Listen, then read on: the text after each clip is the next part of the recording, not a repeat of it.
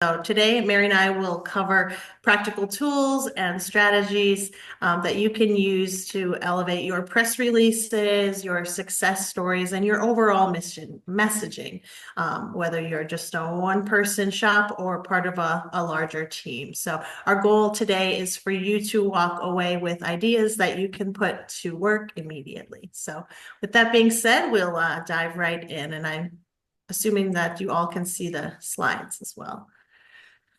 So your Pull those story up is, now, Brittany. I what's don't think that? they are yet. I'm gonna pull those up. Okay. Thank you. All right. Everyone can see those, right? Perfect. Okay. Awesome. Thank you. All right. So you might want to pop ahead there. Mm. Perfect, perfect. So why your story matters. Your story, as you know, is one of the most powerful tools that you have. People don't just give to organizations, they give because something about your story moves them, makes them feel connected, gives them hope, makes them want to be part of something bigger. So whether that's, a child getting access to education or a rescued animal finding a home, or a neighborhood coming together to solve a challenge. Those real human moments create emotional bridges between your mission and the people who want to support it. So, in fact, a study highlighted by Global Giving found that 56% of people say that a story influenced them to donate to a nonprofit. So that's the kind of power that your storytelling holds. And when you tell your story well, you're not just reporting impact, you are opening doors to new donors, new partners, new volunteers, and greater community trust. Um, as Dr. Jennifer Acker from the Stanford Graduate School of Business points out, stories are remembered up to 22 times more than facts alone. So that's because stories activate emotions and imagination in a way that data just simply can't. So today we'll talk about how to use this powerful tool, storytelling, in a way that's both practical and inspiring so that your message not only reaches people, but sticks with them and moves them to act. How do we move from simply sharing updates to telling stories that spark action? And that really starts with your why. Why does your work matter? What change are you creating in the world?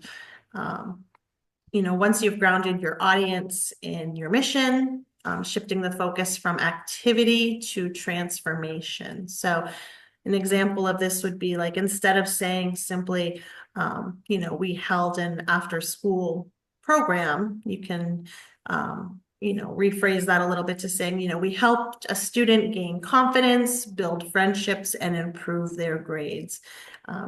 These To help you shape these stories with purpose, we use a simple story formula, and I'll turn it over to Mary to talk more about the story formula.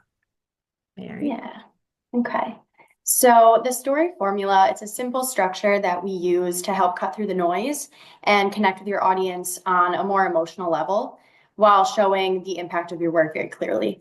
So it's the who, what, how, we've all heard it, but the who in this case is who are we helping? So this could be a real person, a family, a group of people. You're going to want to give them a name and describe them, really help us get a picture of who they are.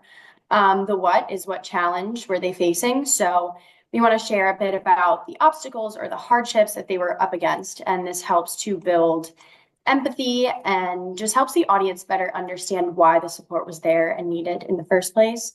The how here is, how did your organization step in? So this is where your mission really shines through. You're going to want to talk about the specific program, service, resource, whatever you provided to help the situation here and how that made a difference. And then your results. So what was the positive change that happened? You're going to want to highlight that outcome and really showcase what's different because of how you helped.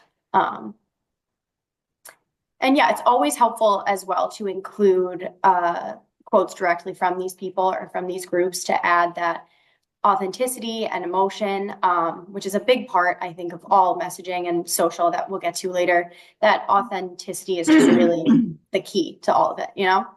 So yeah, let's see. So a pro tip, yeah, so you want to lead with emotion and then back everything else up with facts. So comparing these two just little snippets here, our workforce program helped 20 people find jobs in Q1. So that it gets the facts across, but you're not really connecting there with why and how and what was really affected. So this second paragraph here, when James lost his job, he didn't know where to turn, but thanks to our workforce program, he received training, mentorship, and a chance to start over. He's now working full-time and helping others do the same. So the second version, it clearly paints more of a full picture, a clearer picture, and helps us to make that connection and really care about the cause. So yeah, let's just go into a couple more examples here. Okay, so backpack drive becomes a lifeline. So again, you could say very easily, we distributed this many backpacks to this many students in need. But you want to keep in mind also that the numbers aren't really what's going to connect. So instead, you can say something like, when this student showed up for the first day of school, she was nervous, give some background about her family, what their hardships are, and really drive that home to connect with your audience. Because the stories are what your donors and your supporters, that's what they're going to remember. So it's really important to always include the facts and the stats, of course, but to really focus in on the why behind everything. I think we have another example I here. definitely think statistics, right, are always important. People love to hear stats, but to be able to connect those statistics and that data with a real story that people can understand and really helps to illustrate your point. Mm-hmm. So our second example here, we had the NEPA AWC, their pet expo at the Viewmont Mall this year.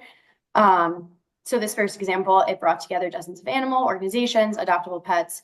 Those are the facts, but we could also dive a little deeper, go into a very specific story about a pet meeting a new owner, going home. It just really, that transformation for everyone is what makes the story and the event as a whole unforgettable for our audience and beyond. Okay, so here we have too how you could take that last example and how we kind of crafted it to go into a press release. So again, it highlights those facts, but dives a little deeper, and it's right to the point, heartwarming, still gets everything across we need to. Yeah. Okay. And I think most of the people on this call are used to writing press releases, right? Okay, so yeah, visual storytelling, a big part too that you really can't forget, and this we'll get into a little bit with the social as well. But visual storytelling is huge. So it's not, if you're putting something out there, basically it should be accompanied with a photo, a video, something to really show what you're putting out, you know? So the best photos and content that we find are the ones that have these three key components. So emotion, action, and context. You want to show people interacting. You want to show people what they're feeling. You want to try to capture the emotions of the day and what's really going on. And it is important, like I said, it's important to tell that story visually, to capture those individual moments and not just a posed photo standing in front of everything, you know? So yeah.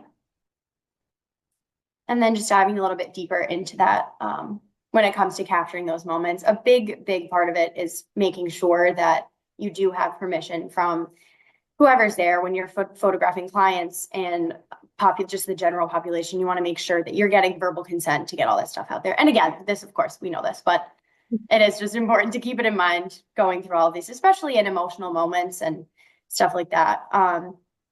So yeah, you want to capture those candid moments. You want to get behind the scenes and show a little bit into your organization as well, and just kind of dive into those aspects that people might not be able to go out to an event and see, but get that out there and show the real heart behind your org and everything that people wouldn't see on a daily basis, basically.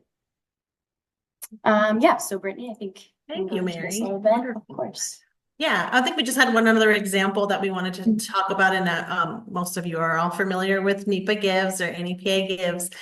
So we just have another example here to show about NEPA Gives. Most of you know that it's more than just a day of giving. It's a moment that brings our entire region together. So sure, we could say NEPA Gives raised $1.3 million last year. That's impressive and that's a nice statistic. But you know that it's so much more than just a number. So being able to tell those stories, so we have another example here about picture it, a quiet moment in a nonprofit office as a staff member watches the donations pouring in, overwhelmed with gratitude. Volunteers exchange high fives. A rescue dog leaves for a loving home. These aren't just moments, they're milestones. And thanks to the compassion of our community, over $1.3 million was raised in a single day last year to make them possible. So just another example, wanted to give a real world example. And so NEPA Gives, we thought would be a good way to show that. I think this example shows more about the energy of the day and those kinds of images and stories that inspire others to give, get involved, and keep the momentum going, long after the 24 hours of NEPA Gives are over. So, yeah. And I think we wanted to turn it over now, switch gears a little bit, and just talk about a quick but important piece about how and when to include the Scranton Area Community Foundation in your communications. So most of you already do this beautifully, but just a reminder, if we've supported your work through a grant or, a partnership or an initiative, we would ship and reinforces the collective work that's happening in our region. So we just have some sample, I think if we go to the next slide, some sample language. If you're putting out a press release, we'd love for you to add, a little, this initiative is supported in part by the Scranton Area Community Foundation. We're also happy to help tell those stories as well. So, having all that language with tying us into it. We're just excited to be acknowledged. Tagging us on social media. We are on all of the social media platforms, or many of them. And Mary does a rock star job at, handling all of our social media, but tagging us, we're happy to, comment or like or share any of that as well. And then in your grant reports or your thank you letters, thanks to the Scranton Area Community Foundation, we were able to support and, put your results in. But if you need a logo or a boilerplate or anything like that, just reach out to us. We are always happy to help. So I just wanted to add that. And also we'll talk a little bit about submitting press releases into the portal. So you know how to craft a compelling press release, but we can walk through quickly how to actually submit it through our online portal at the foundation. So just a couple quick steps if you want to take a screenshot of this, or we can also follow up with a addition. You log into your applicant dashboard on the foundation's online grants management portal, find the grant that your press release corresponds to. And then under that, you'll see a section called follow-up forms. There should be a blue start button. So you'll click the blue start button next to the one labeled press release form. And then once you're inside the form, you'll see a section that says press release, and you'll simply click upload a file, and you can attach your completed press release to the document. And then of course, when you're done, you just click the blue submit follow-up button to finish the process. So we also have some helpful links there. You can download the Scranton Area Community Foundation logo if you need that. And if you need a starting point, there is a press release template available right in the form. So we're always happy to help you with this part, but hopefully this will make it a little quick and easier for you. So if there are any other questions about how to submit the press release in the portal, just give us a holler and we'll be happy to help with that at any point. But all right, and now I will turn it back over to Mary. Mary, if you want to talk about some social media. Yeah, so just a few final points here about social. It is so easy to look over sometimes and to let things slide, but it is just a super fast and easy way to share your impact and to promote your events and to really build a relationship with your audience and expand your audience to reach those new audiences you're looking to build on. Um, so first, one of my just a few key points here that I always focus in on when I'm working. Um, First, you want to keep your voice and your tone consistent and authentic. So um, you want to speak to people like a person. You don't want to get out and be talking in the third person and like a press release almost. People want a voice that they can connect with, that feels real and approachable, and that's the easiest way to build trust with your audience and to make sure they're really engaging and getting out and getting themselves involved with your work. Second, like I mentioned before, you always want to have a visual aspect. So when you're posting anything, if you're posting an event or you're promoting a news article or something like that, you always want to make sure that you are including a photo or you're whipping up a quick graphic in Canva, which is amazing. And I'm sure, again, everyone knows that, but it's so easy for just text posts to get lost in a feed, especially when you're on your phone, you're scrolling. So including some type of visual is super important, even if it's something quick. I think a lot of people are jumping on video now, which is, of course, it's huge. It's a really big part of staying current on social, but it's not always that serious when you're putting a visual in. It is easy to just get something out, grab people's attention, and get that message out. And next, tagging and hashtagging is super important, of course, we know. But tagging others is just a really easy way to get that engagement and to get everyone, just to get more eyes on what you're promoting. So when you're a part of something like NEPA Gives or you're sharing maybe something else through SACF, don't forget to tag us or the other orgs that you're working with. That'll get it, those reshares show funders that your work is being noticed and celebrated by others. And when it comes to hashtags too, hashtags are wonderful. They're an easy way for people outside of your audience to find your work. But I think a lot of times I see, and I've definitely done it too in the past, the more is not always the merrier, you know? So when you're throwing out hashtags, it is important to think about the specifics. Like we talked about earlier, SACF supports or hashtag community impact, something like that. But you do want to focus on more general ones as well. So if you're in Scranton, maybe hashtag Scranton, hashtag Northeast PA, stuff like that. That is a little bit more specific, but it opens it up generally. And then you want to invite engagement.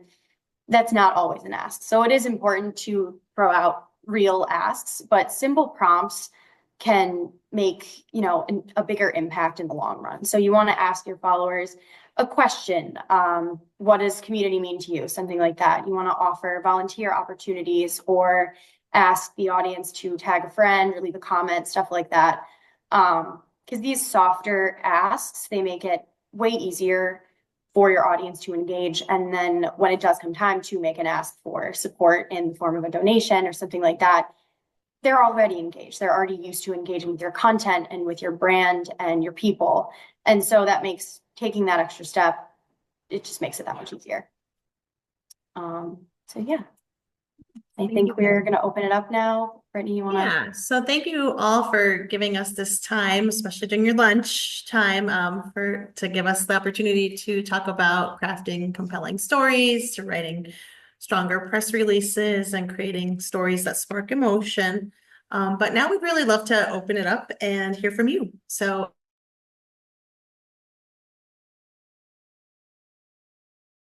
share from you, maybe what's working for your organization, or if there's something you'd like to share, if there's a challenge you've been facing and you want to bring that up, or maybe you have a great example. So we'd love any kind of feedback, or if you have something to share. So we'll open it up. If anybody's brave and wants to. Mary, do you want to stop screen sharing and then we can see everyone's faces? Or lack of faces. So great to see you guys. Yeah. Nobody has anything? That's okay too. Brittany's way nicer than Ken was. If you went to Ken's class, he made you all talk. So I like to think I'm always nicer. But well, if there's nothing else, I just want to say thank you. You know, we hope that you got some new tools, some fresh inspiration, or maybe just a renewed sense of confidence, even in the power of your story. So, your work is making a difference. And when you share that in a thoughtful and authentic way, that you invite others to be part of it. So, if you ever Brittany, do, we do have a question in the chat. oh, So, yay. Okay. so Oh, Sally's asking, how do we make our NEPA Gives profile like into a story? What are some hints or tips for getting the needs they have into story form?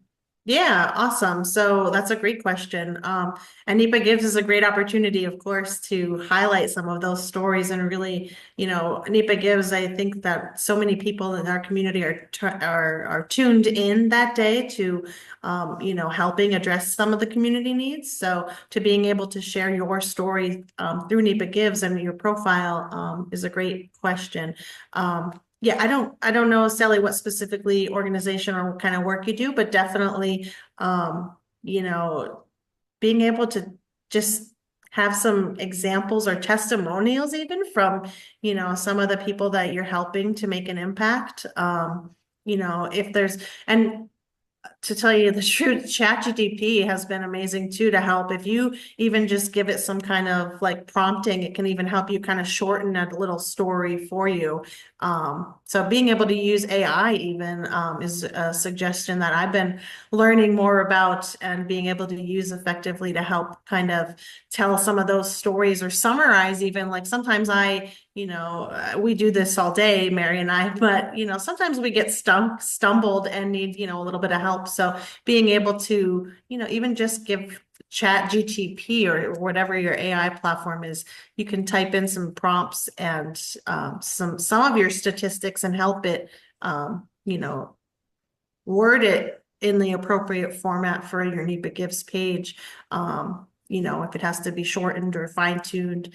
But yeah, I would definitely say, and Mary, I don't know if you have anything to add about like things, but I would definitely just like even if you can even designate, dollar amounts and what those dollar amounts will help, telling the story about if you give $25, this is what you can make an impact by doing, or if you give $50 on, here's what that gets you. So being able to tell those kinds of stories, I think are really impactful, especially during NEPA Gives.